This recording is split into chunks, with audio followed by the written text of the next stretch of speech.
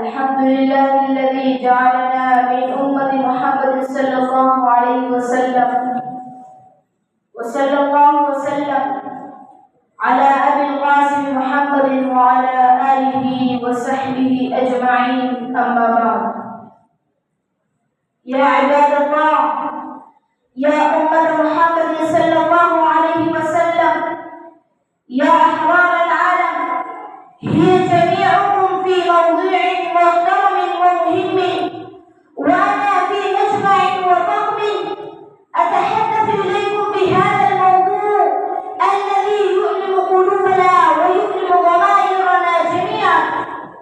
فإننا نتحدث عن المصائب التي تحل بالأمة الفلسطين في غزة المنكوبة، جحيم تحت ظلم واقعة.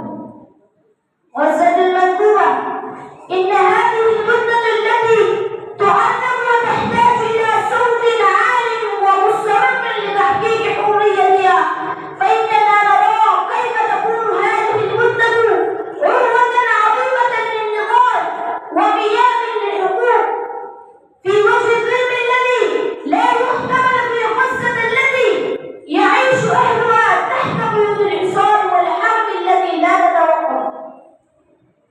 إن المصيبة التي يعاني منها أقلام غزة لا تقتصر على عدم التنمية ومنع الحرية فقط، بل تتعلق أيضا بالحق والفجوات العمومي في وجه الظلم الذي لا يحتمل في غزة التي يعيش أهلها تحت قيود الحصار والحرب التي لا تتوقف. إنا لا نحتسب فقط فجوات في الشريعة في غزة، بل فجوات لا تنتهي. إن غزة لا تشتكي فقط من الحسب والتعظيم الذي يصل إلى مدارسها ومستشفياتها، بل تشتكي أيضا من تحويل قدمها إلى منطقة لا تحتمل إلا الموت والفقر والحزن، فأين تذهب هذه الأصوات التي تستغيث بحقها؟ أما يكون إنسان في السماء لا يفهم، أما له مناصر بهذا المجتمع الذي يتفجر عليه أمام الظلم بدمه ولا يتردد، بل ويصيبه صوتا غامضا إلى درجة النسيان.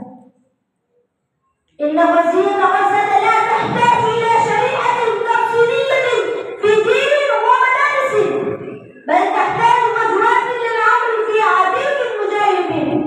إنما هي حق في إنسانيتكم، فإذا كان لكم ضمير حي فاسدوا هذه الشعور، أعدوا لجنة لمن تحت مظاهر حقه وحق شريعته. إنه